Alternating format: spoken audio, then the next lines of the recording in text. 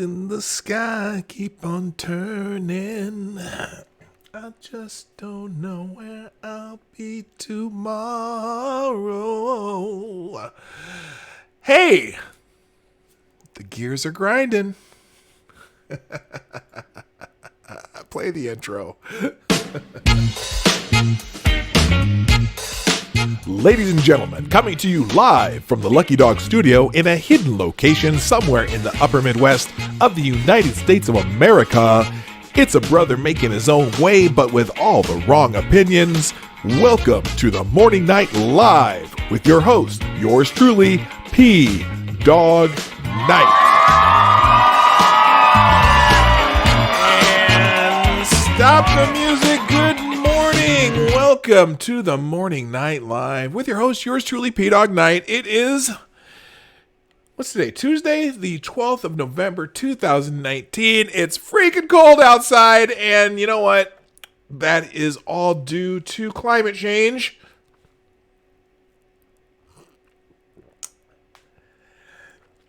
Yes, more proof of global warming. It is 8 degrees where I live, and I know it's cold everywhere else. I know it snowed in Indianapolis because I heard my buddy Bloodwing talking about that the other day, or this morning or something on Twitter.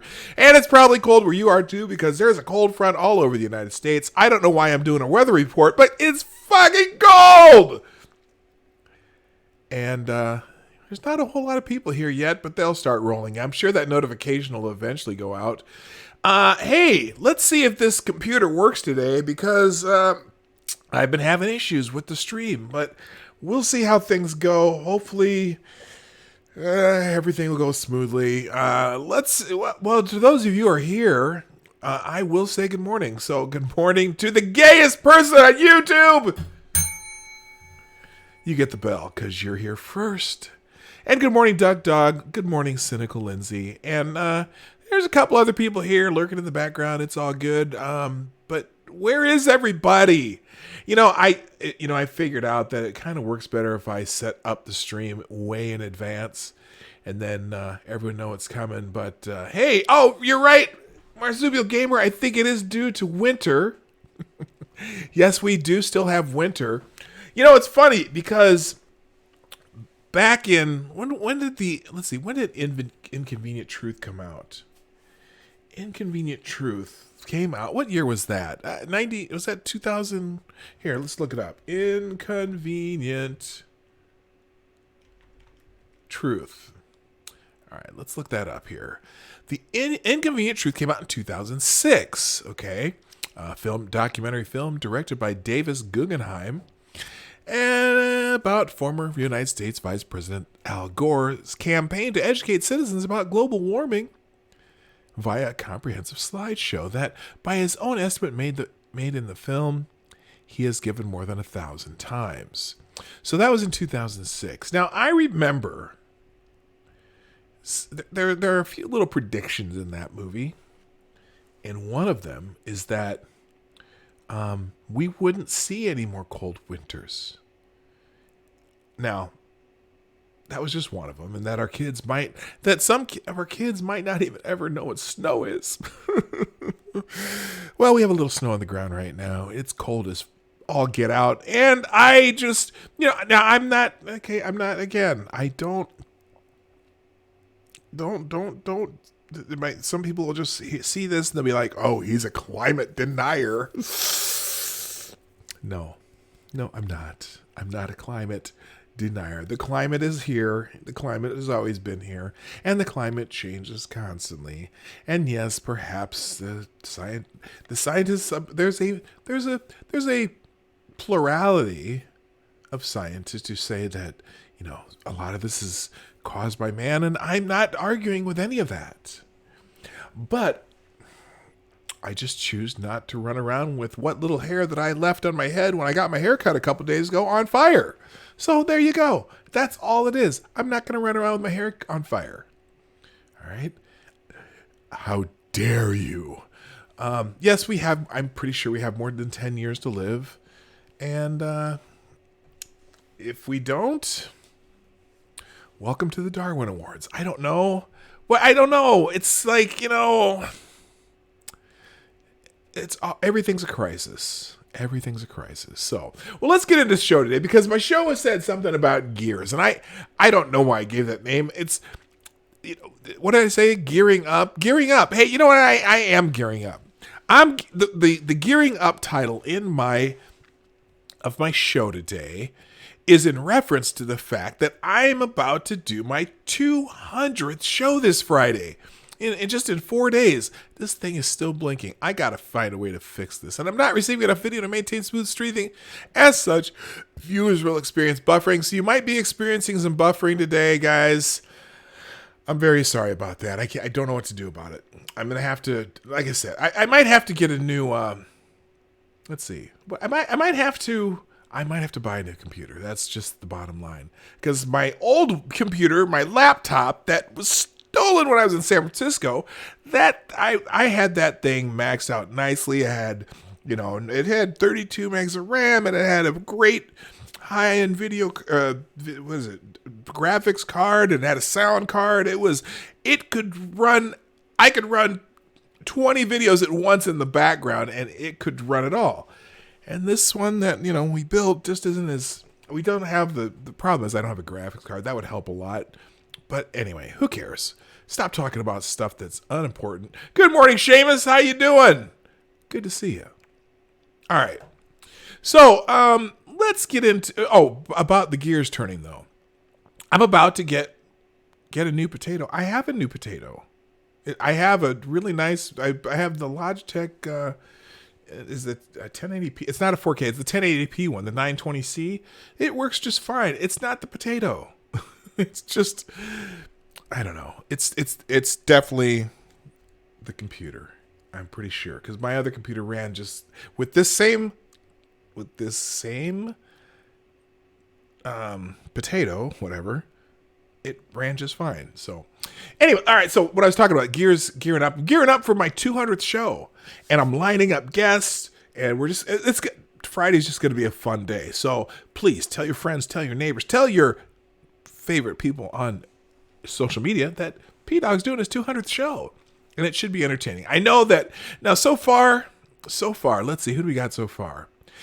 Okay, these are all possible because, like for example, Ranting Monkey is going to join us on Friday if he's awake.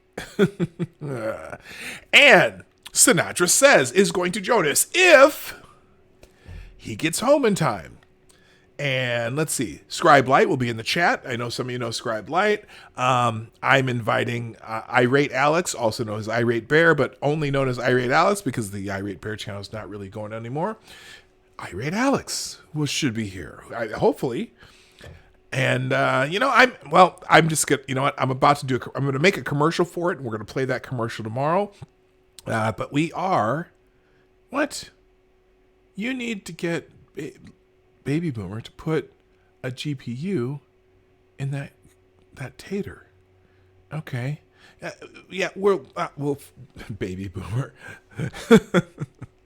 I don't if you're referring to my son who built this computer. I've added some things to this myself. I added an extra fan just to keep it nice and cool, and I added RAM to it and whatever, but I don't know. Good morning, Duck Dog. Good morning, Piccolo. Good morning, Functional.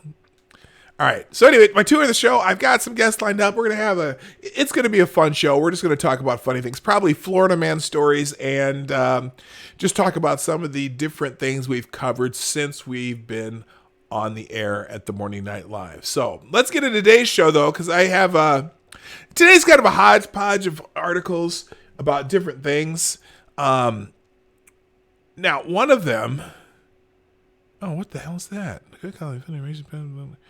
Okay, so one of them is if you've been online and been paying attention to the American political scene and to social media and to politics, you would know that there's this certain person that I will not name because right now his name is Voldemort and he will get you destroyed, that you can decide if you want to call him a whistleblower or a leaker. But if you happen to mention his name while you are on YouTube or Facebook, you very well could get yeeted. Here's now this is kind of just this is behind the black somebody's blog, but it's a good explanation of it. YouTube and Facebook are censoring the name of the Ukraine leaker. It is now being reported that both YouTube and Facebook are removing any content that mentions the name of CIA analyst, the so-called whistleblower, who is really a leaker of classified information from a telephone conversation between President Trump and the president of Ukraine, from the original story at The Federalist. For the record, it is perfectly legal to say or write the whistleblower's name unless you are the intelligence community inspector general. That is the official law, right? The federal whistleblower statute only requires that the ICIG keeps a whistleblower identity confidential unless the ICIG determines the name necessary to disclose. No other government official or private citizen is required to protect the anonymity of a whistleblower. No such statute exists, so why the censorship, God, I can't talk today, on the whistleblower's name? Because disclosing the whistleblower's name will likely lead to research that makes the public what many on the right already know: the whistleblower blew his whistle based on a partisan agenda. So, his name is no secret. Not only has real clear investigations revealed it, he was mentioned in the Mueller report and was even identified in published testimony from the secret hearings of Congressman Adam Schiff's Intelligence Committee on Impeachment. For so-called news organizations to team up to help fulfill the Democratic Party's impeachment strategy is beyond disgraceful. This is one reason I do not allow Google advertising. Well, this is what this guy's saying. Why I don't allow Google advertising on Beyond the Black. Google, which owns YouTube, is a very corrupt company. Shocker. We know that. That is also a hand-in-glove supporter of the Democratic Party. Okay, this is just him talking about his own thing. Facebook is equally corrupt and acts to block conservative sites from getting traffic. Now it is acting as an agent of the Democratic Party in an effort to overthrow the 2016 election. One more point. It is also disgraceful for all news services from the left and the right to label blah, blah, blah, blah, blah, a whistleblower. He is no such thing. All he did was leak the contents of Trump's phone call based not on direct knowledge, but on hearsay, and then express his objections to Trump's foreign policy, which is the purview of the President of the United States, I might add, based on what he falsely thought had happened during the call. The transcript of that call demonstrates this unequivocally. Moreover, Trump is the president. He sets foreign policy, not some low-life CIA bureaucrat, blah, blah, blah, blah, blah, broke his CIA security clearance by leaking and then spreading his tail. He should be fired, not anointed at the honorary title of whistleblower. So that's that. I tend to agree with that sentiment. There's very little that I don't agree with on that. Oh, did I never even put the article up? I probably didn't. Anyway. Good morning, Ebony Williams. Welcome to the show, to the Morning Night Live. It's great to see you here. Good. People must have got the notification. So here we go. Just bow down to our tech overlords, you peasants. Yes, we must. Hey, whoa, Marsupial Gamer. Dude, here's the thing. I guess I'll find out if that does anything to my show, that it's in the chat. Sir, I am praying for you that you don't get chopped out of the chat. I'm surprised it even lets you write it, because you know how a lot of things you write in chat on YouTube just miraculously disappear, right? For example, I watched I watched Lords of the Night on Ranting Monkey's channel and Monkey in the Morning, and you can't even type in the words ranting monkey sometimes. I mean, I'll put in ranting monkey and it will disappear. Like you hit enter, it pops up and it immediately disappears. So anyway. Also, good morning, Maddie. Good morning, Zombie Teddy. Great to have you here. Moving on. Let's see. What else do I got? That's YouTube and Facebook are fucking with people again. Here's one from the Daily Caller. Oh, you know what? So yesterday was Veterans Day, right? This annoys me to no end. This story just kind of pisses me off. These students forced the University of Virginia to end 21 gun salute on Veterans Day. I'm just... The University of Virginia announced last week that they were ending their annual 21 gun salute as a part of their Veterans Day ceremony. The celebration was ended after more than a decade due to fears that students would face trauma from the noise of gunshots. The ceremony comes at the end of a 24-hour vigil from ROTC cadets that occurs every year at the university. One is that it would be disruptive to classes. Oops, I hit my thing here. Hold on. One, that it would be disruptive to classes. Oh, yeah, a tradition that they've been doing for many, many years would be disruptive to classes? Huh, really? Two, unfortunately, with gun violence in the U.S., which is, oh my God. Oh, you mean all the man bites dog events that get played over and over on the 24-hour news channels? That are extremely rare occurrences, except for the fact that they get played over and over and over on the 24-hour news channels. Do I need to say that one again? I don't think so.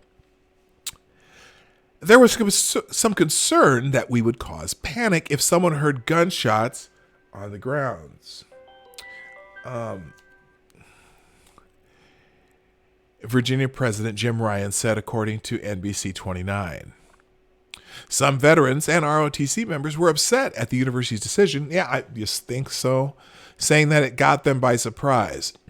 I am very disillusioned, very upset, and very surprised that they would make such a decision, veteran Jay Levine said. According to NBC 29, freedom isn't free. There's a cost, and that cost is borne by the veterans and families of those veterans. Ceremonies took place across the country Monday to honor Americans at Veterans Day. Yeah, it's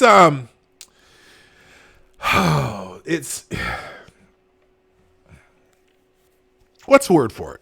What's the word? I was going to make a joke about the students being triggered and whatever, but it's just one of those things that, you know what? It's almost as though there's a whole new culture of people wanting to live in fear and using fear as an excuse to just take away tradition. A 21 gun salute is... hang on a second. I guess I need to take this call. I'll be right back. Hang on a second, guys. Sorry about that.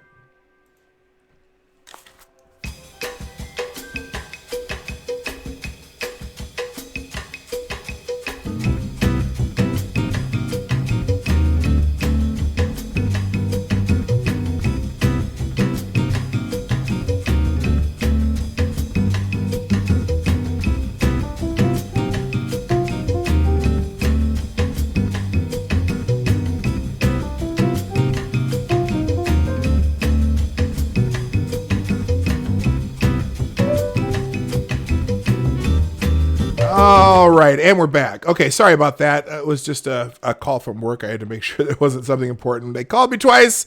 They call you once, I can ignore it. They call you twice, answer the phone. Good morning, Straight Sith Mail. Welcome to the show. Okay, so yeah, that is so... that kind of stuff just pisses me off. We're gonna do everything. We're going to do everything on this planet based on fear and people's anxieties. And it's the, I don't even want to call it cancel culture. It's like, it's an excuse to exert power over other people.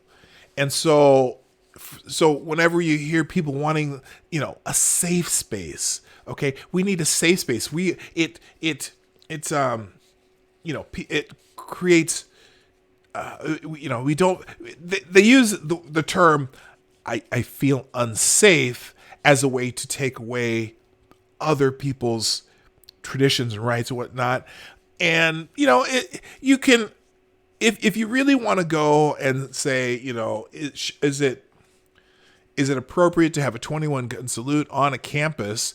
If you're notifying everyone on campus when it happens and why it's happening, it's one of those things that is a military honor to the veterans who've, either sacrificed their time, their families, sometimes their lives for the country. It's one of the, it's one of the great salutes that they use.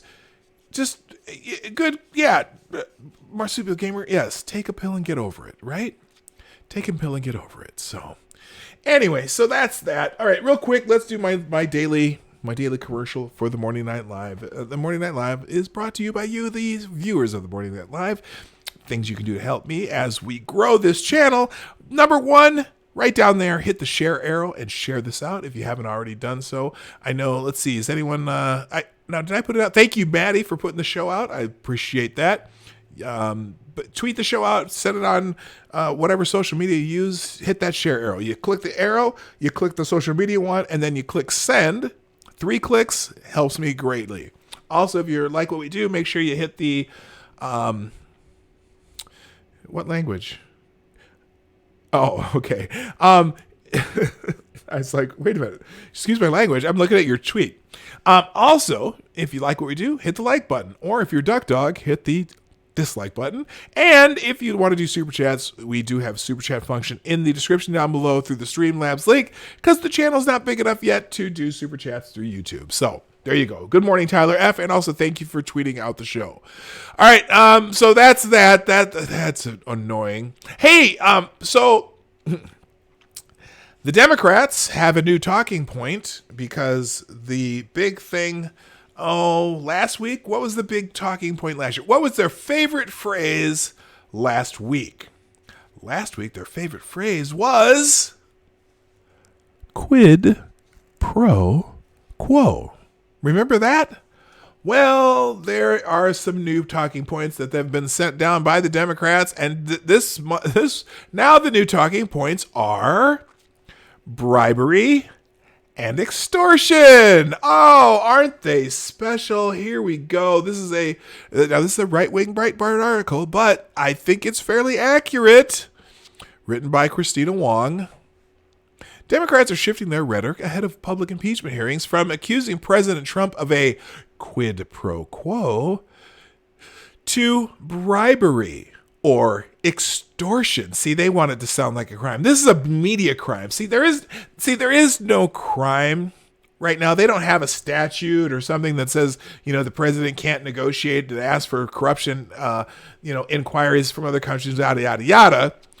But they're trying to make it a crime. If you watch the Hard Bastard fans that are here, he calls them media crimes, meaning it's not really a crime. There's no statute, but if the media calls it a crime enough times, they make you think there's a crime also. So now they're accusing President Trump of bribery or extortion, and that's their talking point. You hear those words over and over and over. Yeah, they keep using those words. I don't think they mean what they think it means. Yeah, thank you, Maddie. Absolutely. Those are bribery and extortion have definitions, and this is clearly not it. Anyway, They believe that the stronger and simpler words will play better. Oh, really? Oh, isn't that special? The messaging was unveiled during Sunday morning shows ahead of the first hearing on Wednesday. Now, it's funny because those words started popping up on Twitter on Saturday. And so now they're all using it on the Sunday morning shows. Representative Eric Swallowswell, a member of the House Intelligence Committee, accused Trump of an extortion scheme. My. Now listen to this sentence because this should sound familiar to you.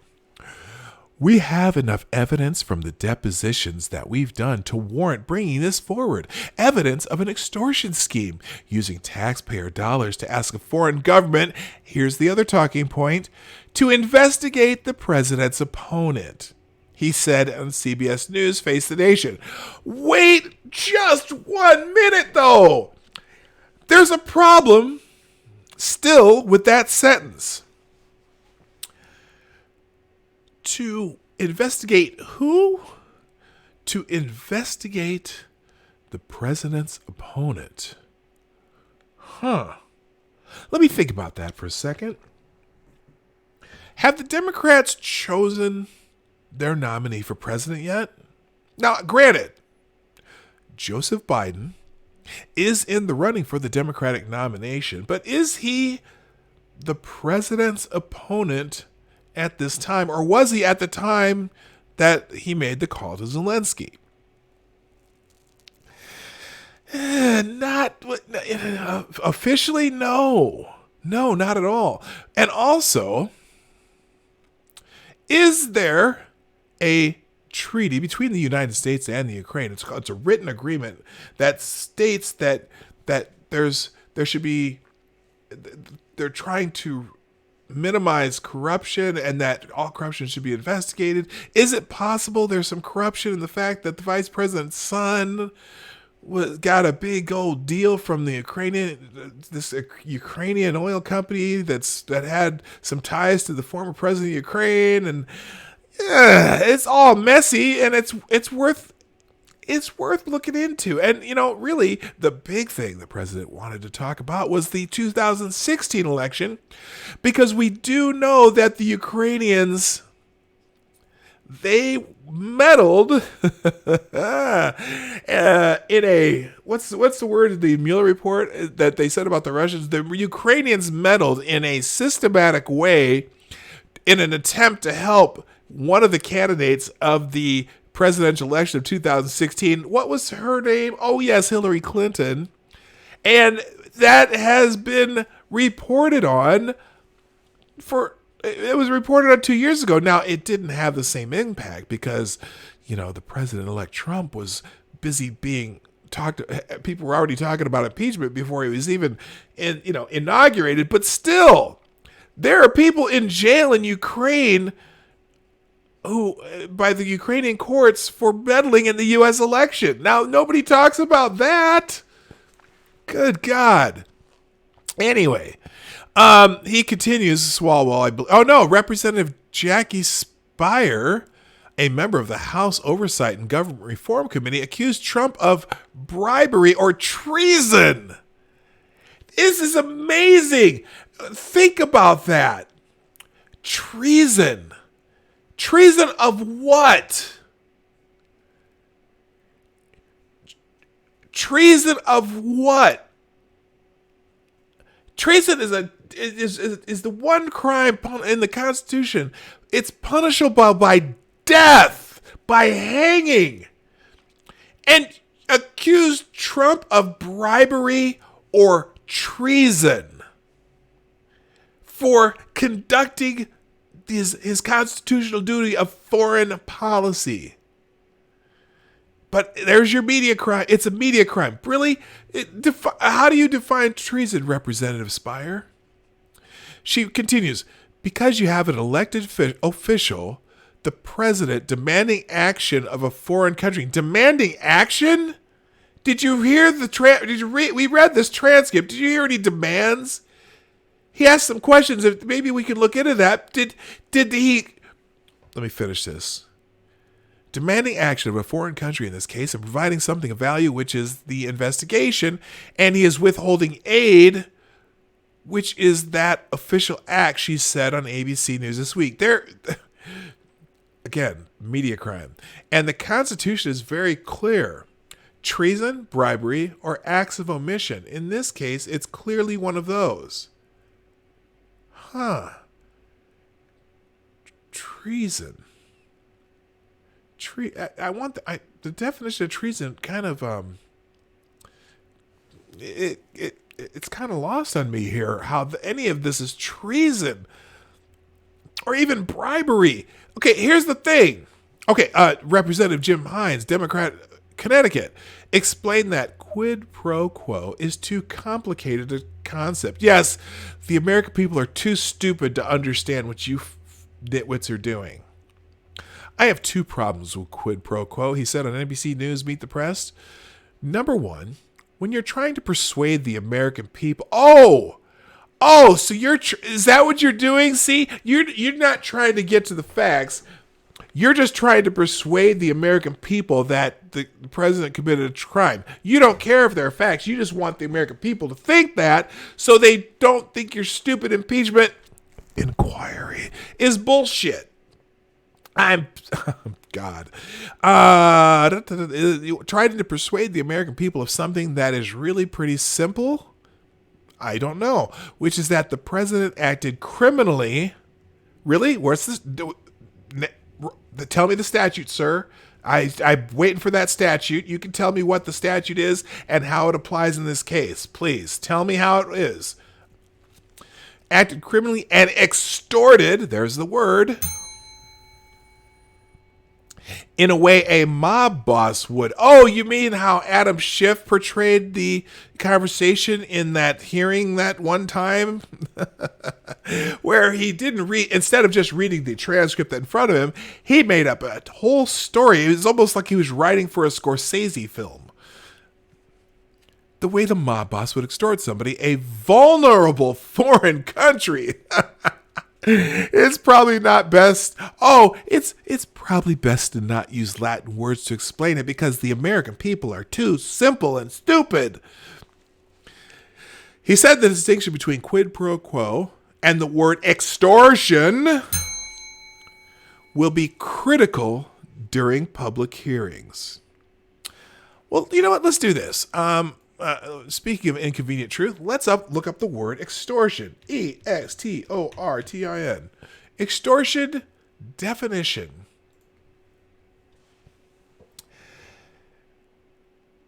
Illegal use of one's official position, powers to obtain property, funds, or patronage. An act or instance of extorting something as by psychological pressure. An excessive or exorbitant charge. That's from Wordnik. Okay, let's try the Merriam-Webster definition. The act or practice of extorting, especially money or other property, especially the offense committed by an official engaging in such practice. How to use extortion. Okay, that's whatever. Now, here's the other problem with this. Okay, so there's using the word extortion. Well, let me finish this real quick. He said what they're going to hear is they are going to hear immensely patriotic, beautiful, articulate people telling a story of a president who, let's forget quid pro quo. Quid pro quo is one of these things to muddy the works, because the American people are too stupid, who extorted a vulnerable country by withholding... fuck off, dude.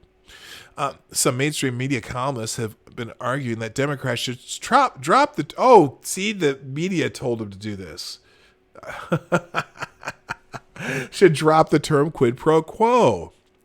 Washington Post columnist Eugene Robinson, who's just a neutral, patriotic party, right? Wrote on November 7th, enough with all the Latin. Because Eugene Robinson is too dumb to understand it. Quid pro quo is a namby-pamby, wishy-washy way to describe the crime, media crime, President Trump clearly committed in his dealings with Ukraine. The correct term is bribery, and the punishment under federal law is up to 15 years in prison.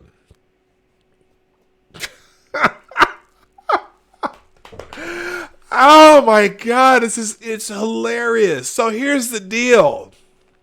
There's just a little problem with all this, right? So, first of all, during that conversation, we know that the Ukrainian officials, president, whatever, none of them knew that any aid was being held up. And we also know, this is not even speculation, this is a fact, okay? It's a fact that the aid in question was released to the Ukrainian government without any of this being done. Okay? So it's not a very good quid pro quo. One, if the government that's supposedly getting the quo doesn't know about the quo. I sound like I'm talking about a movie in the 90s called The Quo. And if the so-called bribery, which would be the money in the case of a bribery, was given to the people without anything in return. There's nothing in return. Now, what's funny is they were already investigating the company in question that the Bidens were involved with, or the Biden who doesn't really know the Ukrainian language, nor does he know anything about energy companies, but they were already being investigated. That was, so there's no quid pro quo there because they were already being investigated. Oh my God. Anyway, and now here we have the granddaddy of them all, House Intelligence Committee Chairman Adam Schiff, chose them to testify first. Oh, wait a minute. Oh, I'm sorry. I skipped a whole paragraph here. The impeachment inquiry will hold its first public hearings this Wednesday with Ukraine Embassy Chargé d'Affaires Bill Taylor, and whatever that charge d'Affaires, Bill Taylor, and Deputy Assistant Secretary of State for European and Eurasian Affairs George Kent, and then Friday with former U.S. Ambassador to Ukraine Marie Yovanovitch, who has already committed perjury in some of these hearings. If you can just look that up yourself.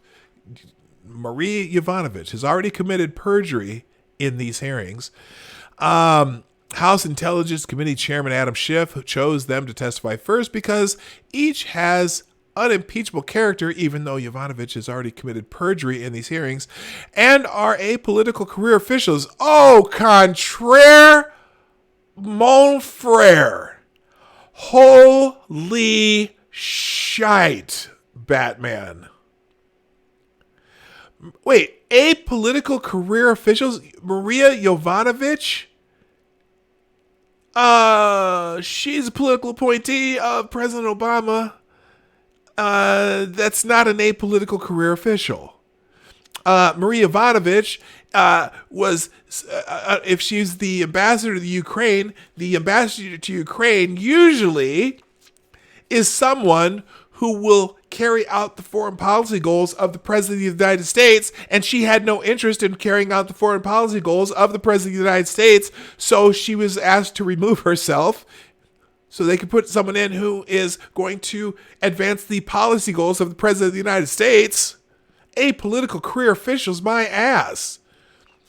And Bill Taylor's testimony didn't exactly, let's just say it didn't, at least what has been leaked, even what's been leaked of Bill Taylor's testimony didn't actually do anything for what they're saying. But we'll see when they have the public testimony. That'll be great. You've got to have a blockbuster opener and closer. That's why we went with Taylor and Kent, a second aide told Axios. Democrats believe that Yovanovitch, who Trump removed from her posting in May, will engender sympathy from the public. Why? Yovanovitch was I need some sad music. Hold on a second. We need some sad music for this one. Let me find some sad music real quick.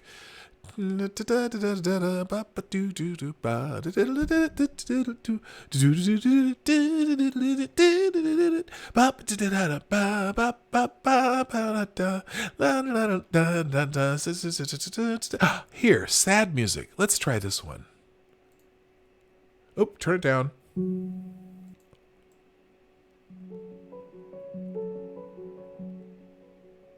Is that sad enough? I bet I could get even more sad. Let's try this one.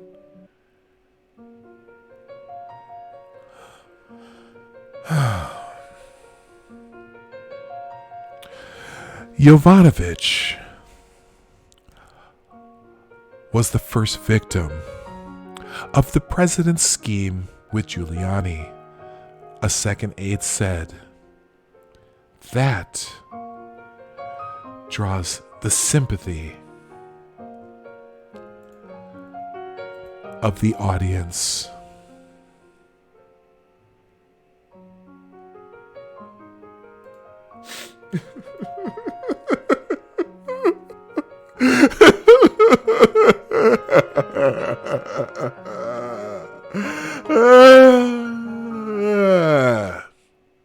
So,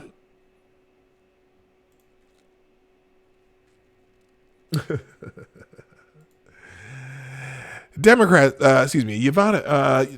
will reportedly have National Security Council official Alexander Vindman and Army Lieutenant Colonel testify next week as a closer. Yes, there's a lot of stuff we know about Vindman too, but he'll come in his dress blues. How powerful will that be? Yay! They're so excited about this. It's amazing. Republicans on Saturday submitted to shift their list of witnesses they are requesting to testify. The list included Hunter Biden business partner Devon Archer, the whistleblower, anyone else the whistleblower spoke to write this complaint. Remember, he met with Schiff's team before even blowing the whistle. Tweet. Democratic National Committee contractor Alexandra Chalupa. Get used to hearing that name. You're going to hear that name a lot over the next coming weeks. Alexandra Chalupa. And I'm not talking about Yo Quiero Taco Bell. Alexandra Chalupa. Learn that name. Fusion GPS researcher Nellie Orr. Former Special Envoy to Ukraine Kurt Volker, former NSC official Tim Morrison, and State Department official David Hale. House Intelligence Committee ranking member Devin Nunes, Republican California, has requested Schiff testify also. Yeah, he's kind of they say he's a material witness. Schiff's going to strike all this down, and I think what's going to happen, I know that Lindsey Graham has already said that if some of these people don't testify, that impeachment will be a non-starter in the Senate. But Lindsey Graham, I take everything he says with a grain of salt. I think he tries to do well, but sometimes you just never know with him. Anyway, wants Schiff to testify since he's the only member of Congress whose staff has interacted with the whistleblower. And helped him write the whole report. Schiff has said he would not approve witnesses that would turn the impeachment inquiry into a sham. Oh, wait a minute. It's kind of already a sham, borrowing Republicans' descriptions of the impeachment inquiry. So there you go.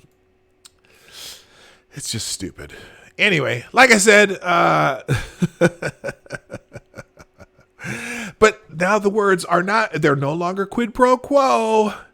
Bribery, extortion, treason. Yeah, yippee.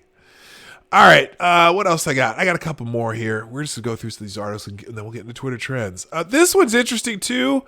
There's kind of a war on the war terminology is kind of silly, but inside the war on Biden, Ukraine reporting. The goal is to protect Joe Biden, the only candidate most Democrats think can beat Trump. Unless he has a stroke in the middle of that campaign. I worry about Joe Biden. I don't have any ill will towards Joe Biden, by the way, even though he's kind of a kid sniffer or whatnot. But but Biden, for all his whatever, he's probably generally a good guy, I imagine, and I never had a problem with him. He's a gaffe master, clearly, and he sniffs kids too much, but I don't dislike him as a politician. I just don't agree with him, okay? And he's just one of those corporate Democrat types. But anyway, the goal is to protect Joe Biden, the only candidate most Democrats think can beat Trump, both from any political fallout from his son's shady dealings in Ukraine, as well as how the Democrats enlisted Ukraine to help sabotage Trump's presidential campaign. And that's the thing. Getting, the whole thing's about Trump accepting foreign help to try to overthrow an election. Well, yeah, guess what? The Democrats had help from Ukraine to help sabotage Trump's presidential campaign. And remember that name I told you to remember? That name, what was that name again? Do you know what it was? I told you, and I'll give you a hint. Yo quiero Taco Bell. House Republicans want to hear from Alexandra Chalupa. If you're familiar with Chalupa, let's just say this. She is the Ukrainian version of Christopher Steele. A paid political operative for the Democratic National Committee, Chalupa leveraged her government contacts in Ukraine, she's a Ukrainian American, to dig up Russian dirt on Team Trump in 2016 for Hillary Clinton's presidential campaign. Learn that name, Alexandra Chalupa. Yo quiero Taco Bell. She compiled a report, dare we call it a dossier, and gave it to the FBI in 2016. Her material was circulated to journalists because, they love to send it to the journalists, and then the journalists report on it, and then the FBI goes, oh, we heard this report in the New York Times or wherever, except it was Yahoo News in this case. Her material was circulated to journalists working the Trump beat. Michael Isikoff, the Yahoo News reporter who first published Steele's Trump-Russia propaganda in September 2016 that later was cited as evidence in a spy warrant on Carter Page, used Chalupa as a source that year. Yo quiero Taco Bell. Isikoff named Chalupa, Yo quiero Taco Bell, as someone who shaped the 2016 election. Chalupa, Yo quiero Taco Bell, who was in charge of the Democratic National Committee's ethnic outreach efforts, began circulating memos and emails laying out former Trump campaign manager Paul Manafort's connection. Isikoff cooed in October 2016. Chalupa, Yo quiero Taco Bell, like Steele, peddled her findings on Capitol Hill, attempting to get an official impromptu on her partisan gossip. Unlike the work of Trump campaign, she was trying to slander. Her work and Steele's represented legitimate collusion between a U.S. presidential campaign and foreign agents to influence the 2016 election. Right? Now that House Democrats want to impeach President Trump over his July 25th phone call with Ukrainian President Volodymyr Zelensky, wherein he asked for a favor in the form of Zelensky looking into that country's meddling into the 2016 election, which was his primary favor. Can you do us a favor? We want to look into some of that 2016 election meddling by you, a foreign government, into the American election, which you've already put people in jail for in Ukraine, but nobody talks about that here. Chalupa's work, Yo quiero Taco Bell, as a conduit between Ukrainian officials and Team Clinton is under deserved scrutiny. It's funny how none of the media is reporting on this, except for, a few conservative outlets. In a letter to House Intelligence Committee Chairman Adam Schiff, do I even need to say it? Over the weekend, Representative Devin Nunes listed Chalupa, Yo quiero Taco Bell, as a prime fact witness in Schiff's impeachment tribunal. That's someone they want to testify in these hearings, is Alexandra Yo quiero Taco Bell chalupa. During the 2016 U.S. presidential election, Alexandra Chalupa, Yo quiero Taco Bell, worked with the Ukrainian embassy in Washington, D.C. to try to get political dirt on then-candidate Trump's campaign. Nunes wrote on November 9th, she has admitted to providing anti-Trump dirt to the DNC and the Clinton campaign. Wow, that sounds like foreign collusion. Goodness gracious. A footnote in Nunes' letter refers to a 5,550-word investigation published in Politico. Oh, remember that one? We read that one yesterday. On January 11, 2017, which was the day after the Steele dossier was leaked by BuzzFeed, which outlined how Ukrainian officials tried to damage Trump's campaign to help Hillary Clinton. Foreign collusion. Ukrainian efforts to sabotage Trump backfire by reporters Ken Vogel and David Stern is a trove of explosive details that describe how pro-Clinton allies in Kiev, including the country's then president, hoped to thwart a Trump victory in November 2016. Ukrainian government officials tried to help Hillary Clinton and undermine Trump publicly by questioning his fitness for office, Vogel and Stern wrote. They also disseminated documents implicating a top Trump aide in corruption and suggested they were investigating the matter.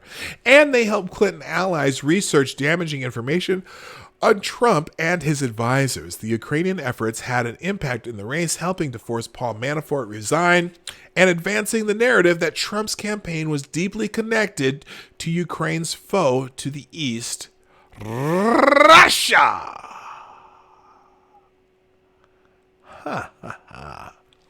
The Clinton ally is Chalupa, Yo quiero Taco Bell, a former Clinton administration staffer and longtime DNC consultant. She began researching the Trump campaign ties to Russia, particularly Manafort, and shared that information with the DNC, the Clinton campaign, and the Ukrainian embassy in the United States.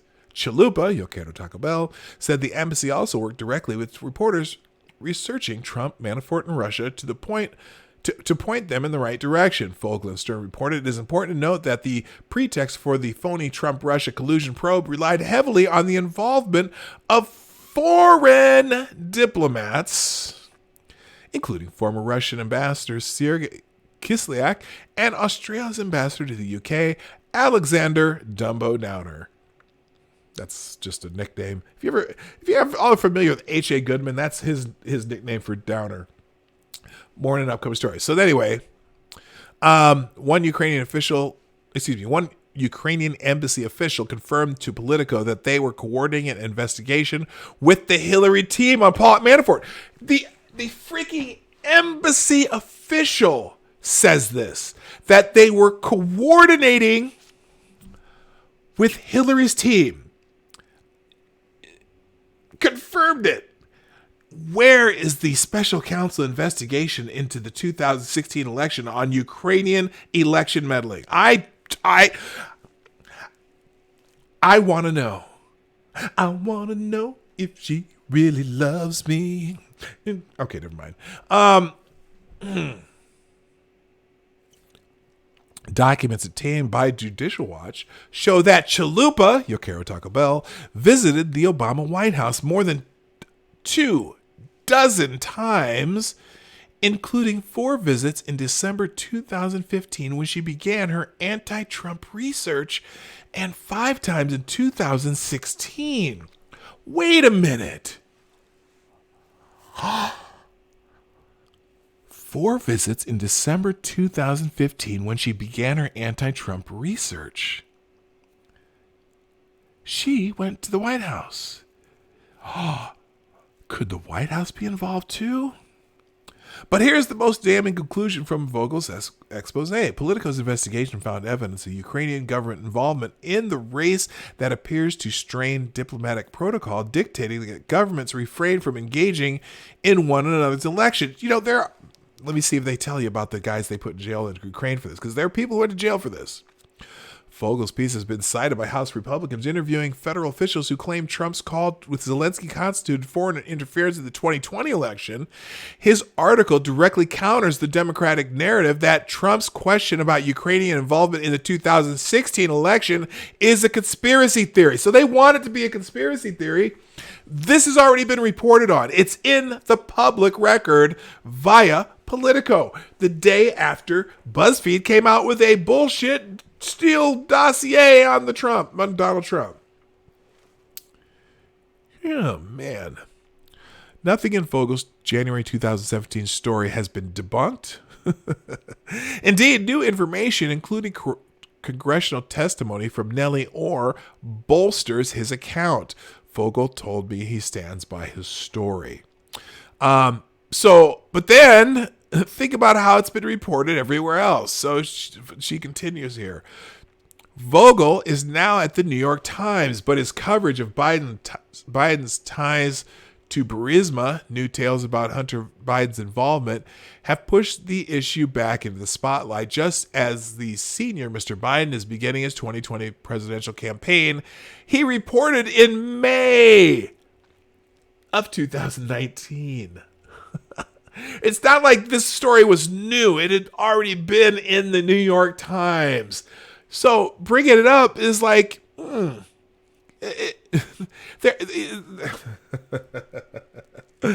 Democrats want you to think this is all new and it's all conspiracy theory. And yet this has all been reported in the past. That's the funny thing about it. He reported in addition to his 2017 Political article. I see. So that report and his Political article has landed Vogel on the left's naughty list. And among his newly minted detractors is his former employer. Oh my God. The article, Biden Wages War on Hunter Ukraine Reporting, written by 3 Political reporters in September, outlined Biden's plan to combat any coverage of his son's lucrative ties to Ukraine and his own involvement in the scam. Biden's team has adopted a new in-your-face approach, including repeatedly singling out journalists behind unfavorable coverage, tweeting out taunts to accuse reporters of carrying Trump's water, and rolling out, which is, oh my gosh, doing that to reporters nowadays is probably the biggest sin you could do, tying them to Trump. And rolling out a series of fact-checking memos, the article said. One of those reporters is Vogel, described in the article as a top target. Yeah, oh well, he already wrote the articles way back when, and they're in your website, Politico. He accurately reported on both Ukraine election interference and Hunter Biden's Burisma dealings, promising to do more. But even his underlying anti-Trump spin isn't enough to protect him from the Democrats' cover-up of both subjects. Vogel has also had the temerity to warn on MSNBC that the Hunter Biden story was a significant liability for Joe Biden, a thoroughly rational comment considered verboten at the networks. Biden's campaign produced a video aimed at Vogel, including a clip by contemptible never-Trumper Jennifer Rubin. Oh my God, Jennifer Rubin. Oh my God, if you know anything about Jennifer Rubin, please make it stop. Basically calling Vogel a liar. Well, you know, funny, Jennifer Rubin, did you call Vogel a liar in January 2017 or May 2019 before Trump ever mentioned Hunter Biden? I bet you didn't. I bet you didn't even notice the article, did you, Jennifer? Vogel has been smeared by New York Magazine writer and collusion truther Jonathan Chait. Oh my God. And BuzzFeed News, the epitome of ethics in news dissemination, the first publisher of the Steele dossier. Oh, and by the way, BuzzFeed, are y'all still standing behind that old Steele dossier?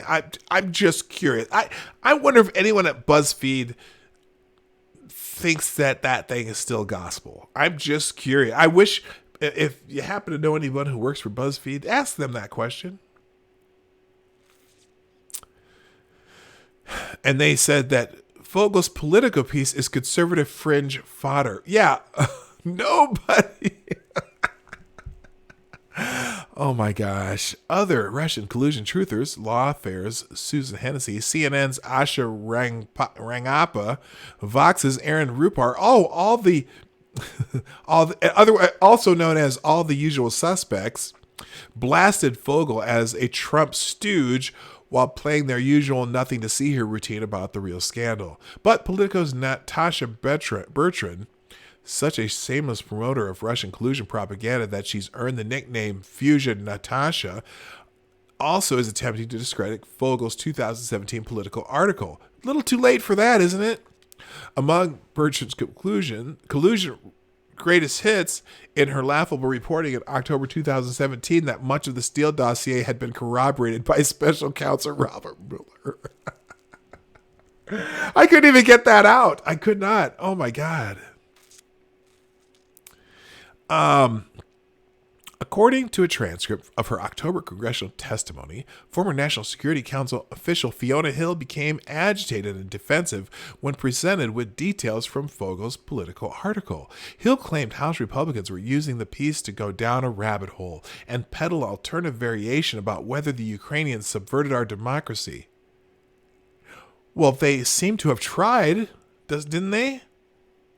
When pressed for specifics, Hill retorted that it is fiction that the Ukrainian government was launching an effort to upend our election.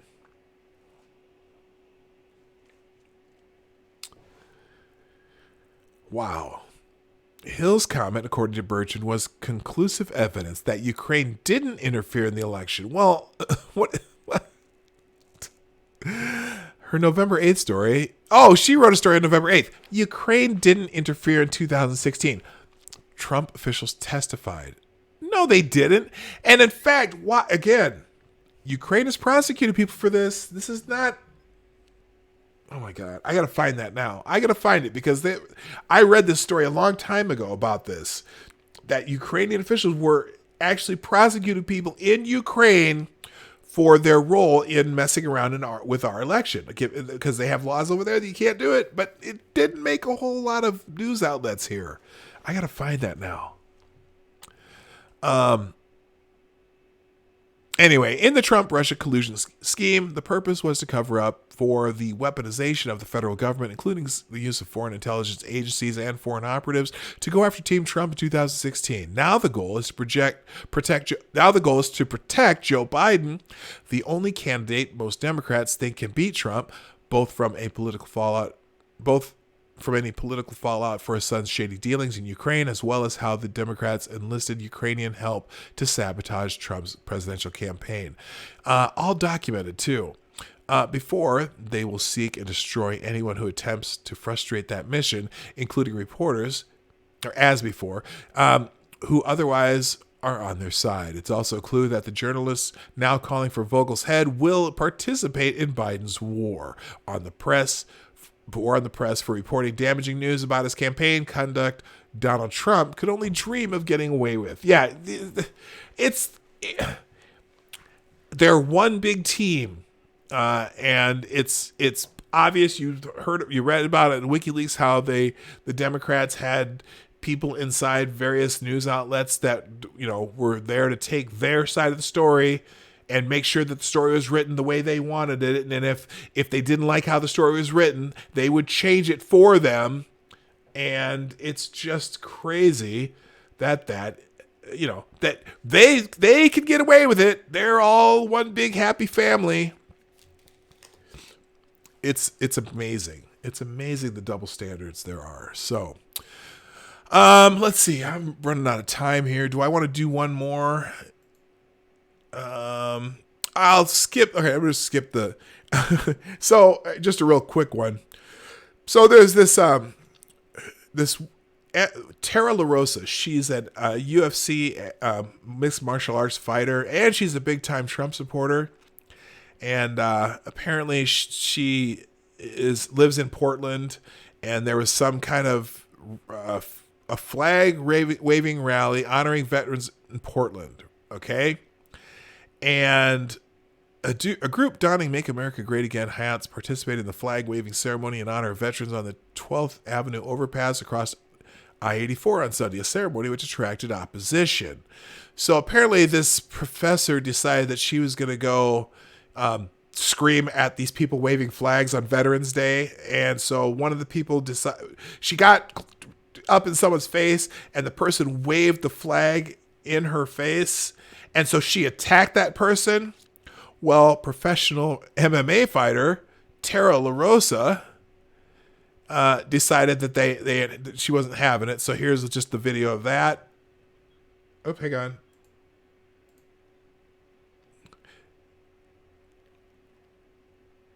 Okay, so anyway, let's show it again.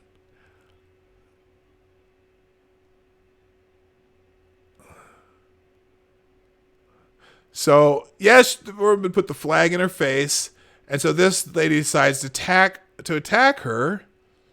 Let's see if this is a different one. This one, same one. Oh yeah, she put the flag in her face. That's not cool. That she got the flag. Someone waved the flag in her face, but she decided to attack the girl. So LaRosa basically took her to the ground and held her down and.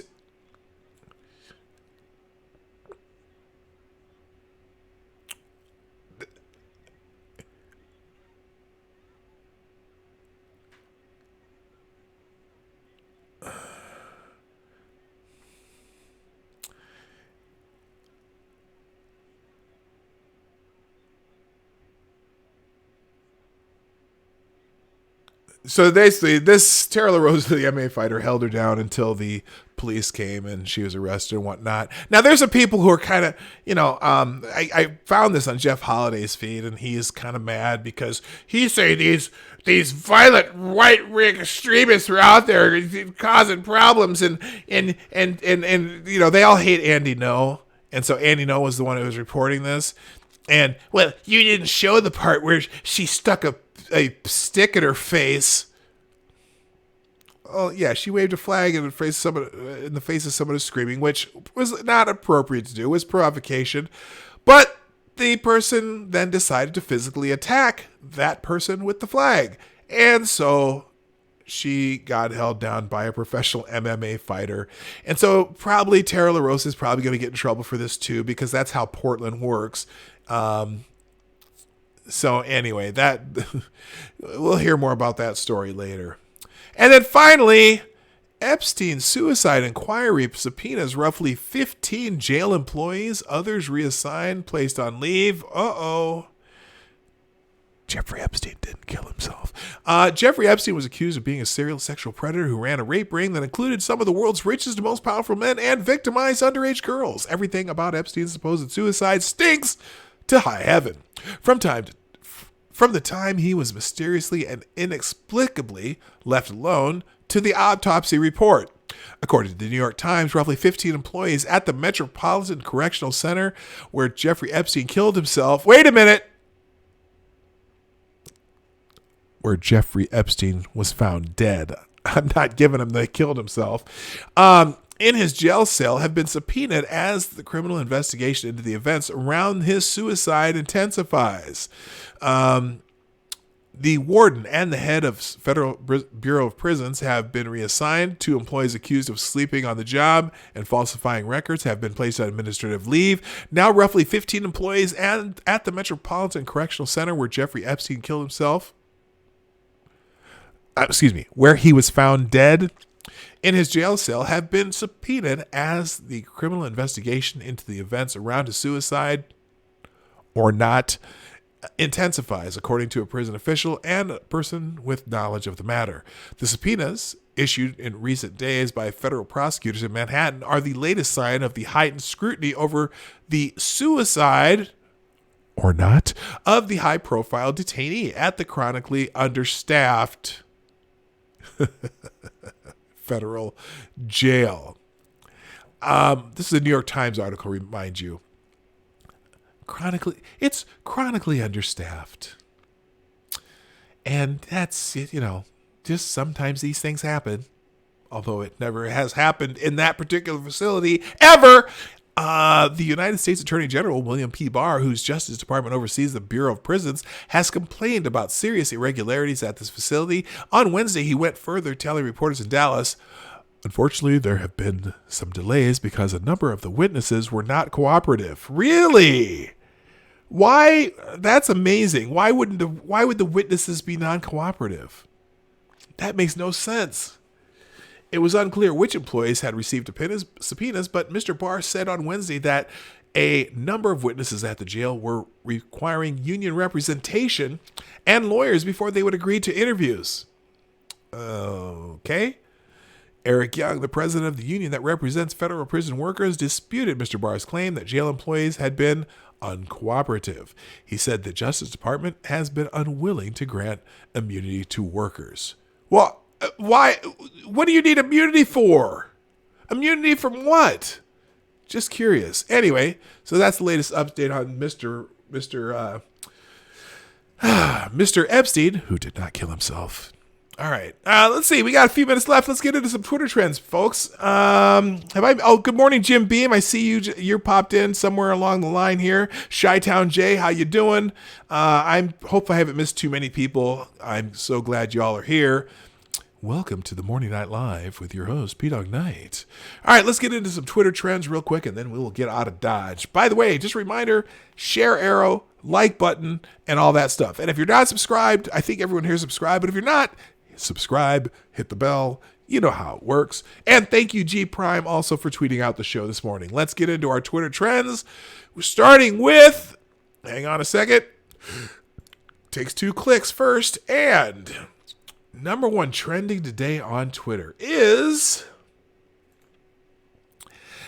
Disney. Yay! Disney, who wants more of your money? Disney Plus. Yay! Yes, Disney, who's telling you that now the Marvel movies are going to require you're going to have to see the Marvel Universe shows on Disney Plus to understand the upcoming Marvel Universe movies. And they got a bunch of them coming out, but if you don't have the Disney Plus to see the television shows about the Marvel stuff, you're not going to necessarily understand everything in the Marvel movies, which just, holy shit. If Sinatra Said did a pretty good video on this.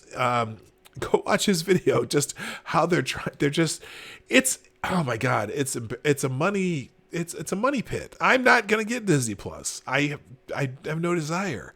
Even though I enjoy some of the things that they have. I saw someone this morning who had already, they canceled their Netflix and they opened their Disney Plus account. I don't know. Anyway, Disney is trending number one because Disney Plus, I think, starts today. Just in, Disney. And just in, Disney suffers from a glitchy rollout. I too can't believe Disney's servers in China were not prepared for their big streaming launch today. Oh my God. Are you kidding me? Here, let's see. Let's just click on the story real quick. See what that says. Disney Plus suffers from glitchy rollout. Disney Plus, Disney's much anticipated streaming service, suffered from a glitchy rollout on Tuesday as the new platform aims to take on streaming heavyweights like Apple TV and Netflix. Reportedly, many users that tried to stream the new services on smart TVs and game consoles were met with an error page that featured Mickey Mouse and Pluto in spacesuits with the caption, "We're having a problem. Please exit the app and try again." Okay, I'm not even reading any more of this. That's just hilarious to me. Moving on, I don't even want, I'm sure, let's see. Anyway, let's see if there's a really good snarky. Here we go. Mr. Beast says, sits down to watch some movie Chandler recommends, checks Netflix, Hulu, Disney Plus, Amazon Prime, Crunchyroll, HBO, Toaster Plus, Fridge Prime, Microwave Premium. Can't find it. Goes to bed. Yeah, it's the whole streaming service shit is getting ridiculous, and now you don't even know where to go to watch the shows you want to watch. It's a pain in the ass. Hello, Sheograth. Good morning.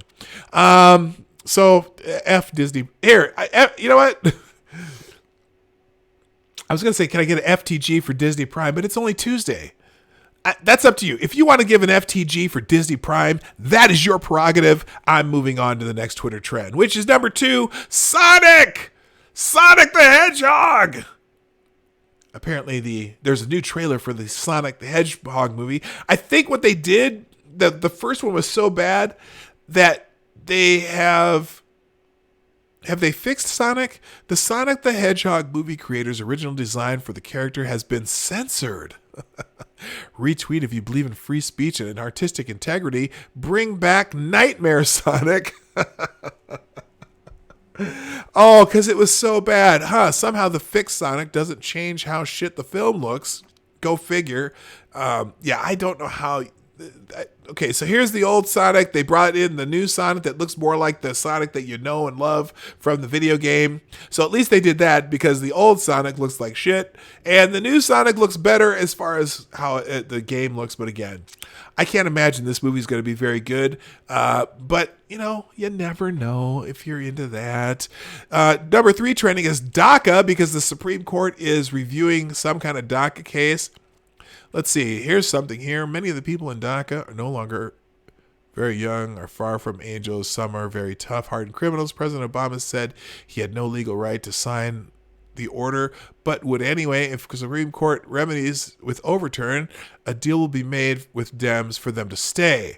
So President Trump still is willing to deal with the Democrats on the DACA people.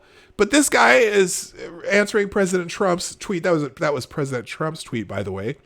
To be eligible for DACA, recipients cannot have felonies or serious misdemeanors on their records. Oppose the legal standing of the order. Don't lie about it or senselessly libel and shame its beneficiaries. Well, I got even a better one for you. How about now? I am ambivalent as far as the DACA things goes. I know these people are people in general, who didn't come here on their own. Their parents brought them while they were too young, whatnot, whatever, blah, blah, blah. But here's my issue with DACA. DACA is not a law, okay? DACA is still an executive order by the former president of the United States, which is not a law. So I can't even understand why the Supreme Court isn't just striking it down, because it's not a law. It's a executive order that really should have been a law passed by Congress that never was. So that's my problem with DACA. If they'd gone through the normal legislative process and came up with this law called DACA and was applying it, I could understand. Now, is that part of the reason that it's the executive order may be acceptable, or it may have been acceptable, is because the president of the United States does have some say over immigration policy in the United States? Well, that is possible. But if that is the case, then the former president's immigration policy, which was called DACA, through an executive order, can be undone by the new president, who is now the administrator of the United States that deals with immigration policy, by an executive order. Executive orders are not laws, and they are at the purview of the president in the office at the time. So an executive order from one president can be struck down by an executive order by the next president. So I don't even know what the Supreme Court's doing. I guess we'll find out. Let's see. Here's the CNN. At the risk of burning my eyes out, I'm going to look at the CNN article on this. CNN. Supreme Court set to hear arguments on DACA. What kind of music should this one have? Let's put some music to this one, because this one requires music. Let's see. Let's go with some Latin music. Let's do Latin. Let's go salsa. Let's do some salsa music for the... No, we'll do urban Latin. I'm not doing urban Latin. Let's go here.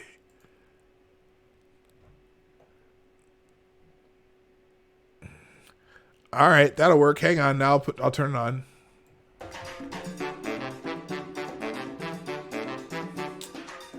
Alrighty then. I gotta turn it down. It's too loud for me though. All right, here we go. The fate of hundreds of thousands of young undocumented immigrants who arrived in the U.S. as children will be on the line Tuesday when the Supreme Court hears arguments on the Obama-era Deferred Action for Children Arrivals program. President Donald Trump called in 2017 for DACA to be undone, but has been stymied by lower courts that have allowed renewals to continue as the appeals process plays out. Waiting in limbo are the so-called dreamers who depend on the program created through executive action, not through the legislative process, under President Barack Obama after the failure of congressional immigration reform efforts to legally work in the U.S. and be shielded from deportation. Trump's push to end the program, which is an executive order, not a law, is in some ways a centerpiece for his strict policies on immigration. And the Supreme Court's ruling is likely to come down in June at the height of the 2020 presidential campaign, further inserting the court into an issue that energizes the base of both parties. The decision stands. Now, this is the other thing. So the courts are going to deal on this, and if they deal on it in a way that probably would sound constitutional, that this is not a law and just an executive order that is at the discretion of the President of the United States, the Democrats will have floundered an opportunity to put this in law because Trump offered to take action on this program as part of the law. But no, Democrats want to play politics with it. Fine, you might just get burned by the courts here. Okay? We'll see. To me, it's a no-brainer. They had a chance to put this in law and protect these people. Trump gave them that opportunity if they would take care of the border. I still don't understand this reluctance to try to stop the crap at the border. But is that just me? Well, it's not just me, because I know a lot of people agree with me. Anyway, immigrant advocates and DACA recipients from across the country have descended on the steps of the Supreme Court Tuesday morning. Well, hey, that sounds like it might be a good place for some ice aces to show up. I'm just kidding. Under gloomy weather, people don ponchos. Really? Come on, CNN.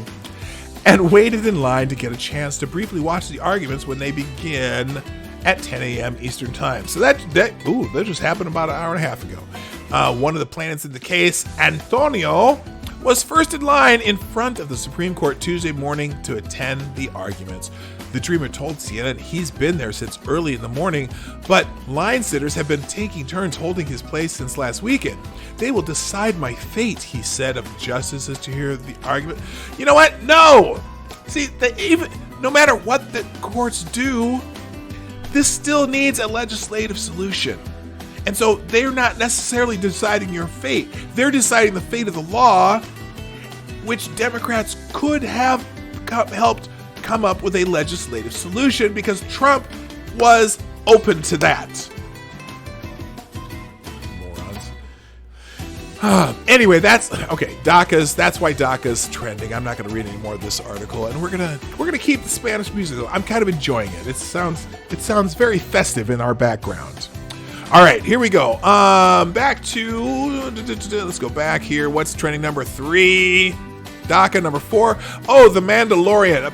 Disney Plus is having a series based on the Star Wars saga. The live-action Star Wars series features Pedro Pascal of Game of Thrones fame as a Mandalorian gunfighter. Fans who waited for the streaming service to launch got to see a teaser of the new series during the match between the Seattle Seahawks and the San Francisco 49ers on CNN. So, yeah, there's people who are going to be into that. That's a Star Wars thing. So if you're into Star Wars stuff and you want to get Disney Plus, The Mandalorian will be on Disney Plus. All right, moving on. Tuesday Thoughts, as opposed to Tuesday Thoughts, is number 5 trending. Let's get a good Tuesday thought for the day.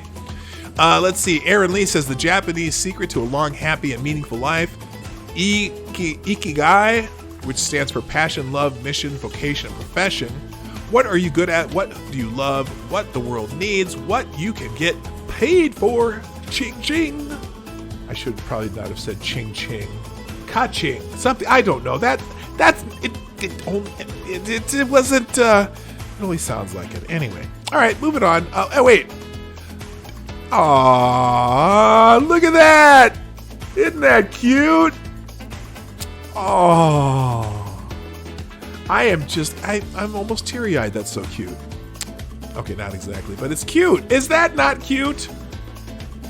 And even kind of matches my roaming background there, isn't it? That's so cute. All right, moving on. Let's see. Let's get away from Tuesday Thought. Number 6, Nikki Haley. Okay, everyone's talking about Nikki Haley. It's hilarious.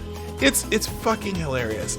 So all the liberal meter is just ripping on Nikki Haley. There's, oh my gosh, and because some are saying she's a Trump sycophant, some saying she's too much of a Trump ally, so now they're gonna all hate Nikki Haley too. Let's see. Let me give you some examples here.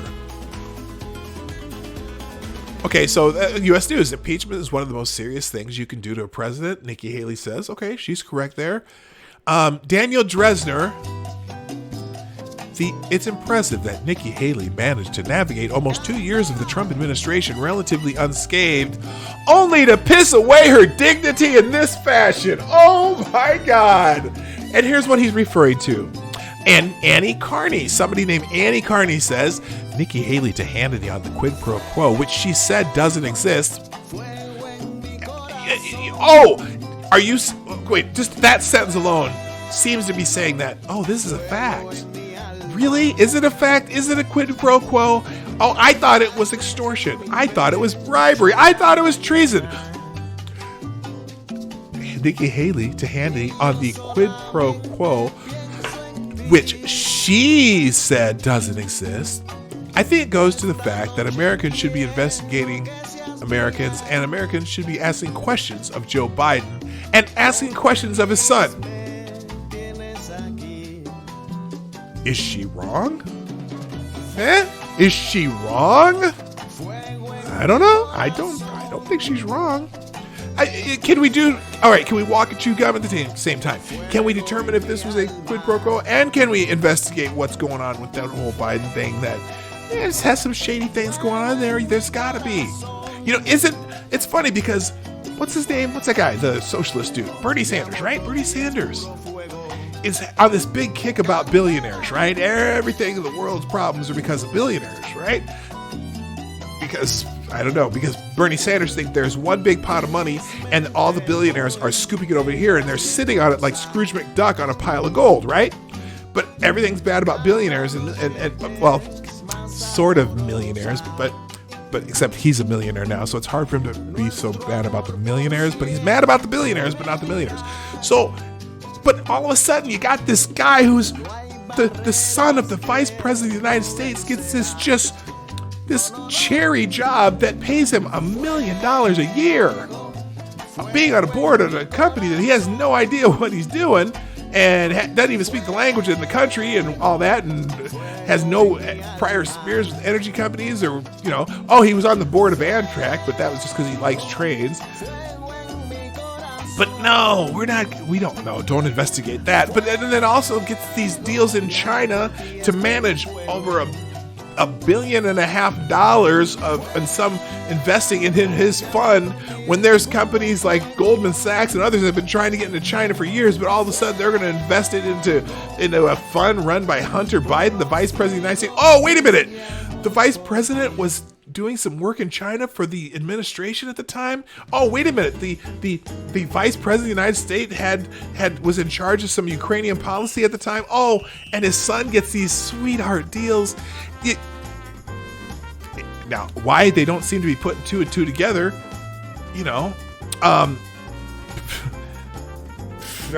whatever.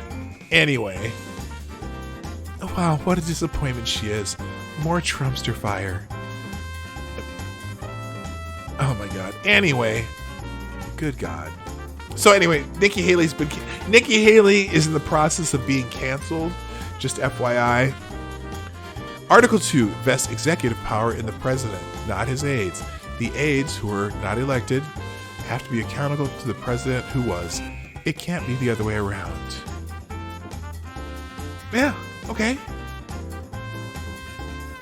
So anyway, Nikki Haley's canceled, just FYI, that's why she's trending. Trending number 8, Tuesday motivation, we're going to skip. Trending number 9, Tuesday morning, we're going to skip. Trending number 10, voices for Wonho with some Korean lettering here. That's K-pop. We're going to skip. Darkwing Duck is trending. Okay, cool. Let's see. Listen, at first I thought, yes, my kids are going to love this. But the second I logged in and saw Darkwing Duck, Gargoyles, and the X-Men animated series, I forgot all about them. This is for me. So apparently that's happening on Disney Plus. People are into Disney Plus. Darkwing Duck is trending. And it's an unexpected but pleasant surprise. I always thought I got a kick out of Darkwing Duck.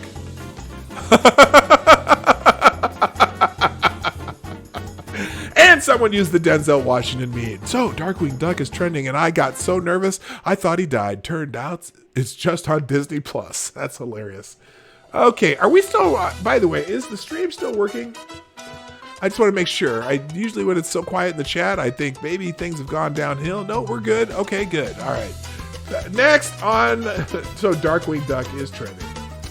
Moving on. Oh, I didn't even put that out there. Here we go. Looking at, okay. After Darkwing Duck, Vernon Hargreaves. Who is this? I don't know who this is. Oh, Bucks. Head coach Bruce Arians said he benched quarterback Vernon Hargreaves on Sunday because he didn't hustle trying to make a tackle. Today, Hargreaves was waived. Oh, that's not good. If you're a Bucks fan, there you go. Vernon Hargreaves waived. Moving on, Lizzie McGuire. Oh, is that on Disney Plus too? Oh no, I think they're doing a new Lizzie McGuire movie. Anyway, let's see. Lizzie McGuire, That's So Raven, Boy Meets World, Smart Guy, Smart House, Freaking Xenon. Y'all, I'm so excited. I'm going to watch my everything from childhood get in the field. So apparently, is that on Disney Plus too? Yes, they brought Lizzie McGuire to Disney Plus. Disney Plus is bringing back a lot of old school stuff for kids who are probably not much older than my kids, but that's okay. Lizzie McGuire, it was an entertaining. I used to watch that with my daughter when she was younger. Gargoyles is trending because Gargoyles is also on Disney Plus. Boy, Disney Plus has got a lot of the trending stuff today. Bryce Thompson is trending. Who is Bryce Thompson? That is 5-star top 20 guard Bryce Thompson has officially committed to Kansas. All right, so if you're into Kansas basketball, the rich get richer. Goodbye. Someone said see you later. Okay. Oh, bye, Irish Rose. Hi, Irish Rose, and goodbye, Irish Rose. All right, here we go. Let's see. Werner Herzog is trending. Werner Herzog. Let's see.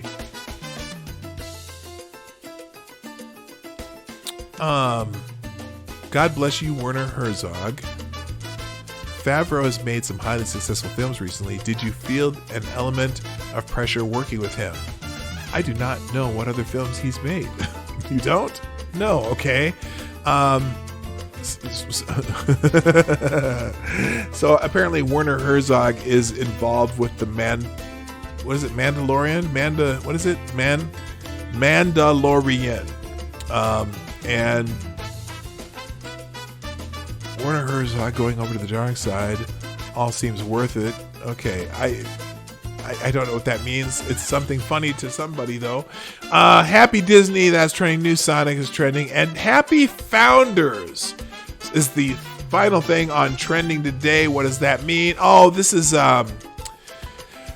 actually, it's Founders Day it's a Sigma Gamma Rho sorority. It's and Delta Sigma Theta. Wait a minute, huh? Okay, the Delta Sigma Theta is a traditionally black sorority, and apparently it's their Founders Day, and so lots of people are tweeting about that today. Why is that there, though? Oh my gosh, I'm just gonna keep going. Oh, I see. Oh, you know what? Okay, there are some people. This is kind of funny. I noticed this morning especially. So there are people who are hashtag whores. Okay, I'll just call them hashtag whores, or maybe I should call them hashtag thoughts. Well, no, hashtag whores has alliteration. Hashtag whores who will put something on Twitter, like some picture of them with their Hooters hanging out or whatever, and they will put all the top hashtags of the day on below, and just as a list, so that when people are going through hashtags like I do every day, they have to see that person. So in fact, here, we'll just go back and show you the hashtag whore who is here, if she's still there. But she's stayed in the trending. Now, so see, here she goes. I'm looking for a guy with a good dick for my juicy figure. Sonic, Frank Dobson, Odd Socks Day, Dread Pillow UK, Karaoke, DOS, Jim Carrey, Werner Herzog, Sarah Badass Mansfield, Shane Sutton's Disney, DACA, Home is Here, Verizon, Nikki Haley, Hargreaves, Werner Herzog, Happy Founders Day, Hulu. And then she's sitting there with her, see, that's the picture of her with their, big old thingies there and their booty and whatnot, kind of hanging out underneath there. And they're called, I'm just going to start calling them hashtag whores. And maybe, well, I shouldn't do that, because this case, there's a possibility that I might accidentally get, something I don't want on my stream, but that's all. Okay, guys, I got to go today. Thank you so much for being here on the Morning Night Live. I hope you enjoyed the show. I need to turn this music off because it's just getting to me. I hope it was a good, there. Oh, that didn't do it. Here, hang on. All right, let's get rid of that. All right, so everybody, thank you so much for joining me today on the Morning Night Live. As you know, we're here Monday through Friday, 10 a.m. Eastern, 9 o'clock Central, 3 p.m. GMT. For people in other parts of the world, I figured that out when Daylight Savings Time is 3 p.m. GMT. And what else? If you like what we did on your way out the door, please hit the like button as you go. And share the stream out using the stream arrow down, share arrow down below. Encourage people to subscribe, hit the bell, and if you'd like to make donations or do super chats in the future, you can do that through the Streamlabs link in the description down below. Just a reminder, tomorrow is Wednesday. We might have a Jussie Smollett update. I have to look it up, but I think there is one minor Jussie Smollett update, which we used to do on Wednesdays. Thursday is FTG Thursday. And then Friday, we celebrate our 200th episode with a cavalcade of stars joining us on the program on Friday. So, thank you again for being here. I gotta go. My name is P Dog Knight, and I'm out of here. Have a fantastic day. Hey, this is P-Dog Knight, and thank you for watching today on the P-Dog Knight channel. If you have an observation or remark you'd like to make about this video or my channel, I absolutely welcome you to write it in the comments section down below. I really look forward to hearing from you. And before you go, if you like what you saw but you're not already subscribed, please make sure you hit the subscribe button and definitely click that bell that pops up afterward so you'll be notified when I post new videos or when we go live. I broadcast my live show, The Morning Night Live, Monday through Friday at 10 a.m. Eastern, 9 o'clock Central. A special thank you to all supporters of this channel who share our videos on social media and who make donations through the Streamlabs link, which is also in the description down below. Thanks again, and until next time, I'm P-Dog Knight, and I'm out of here.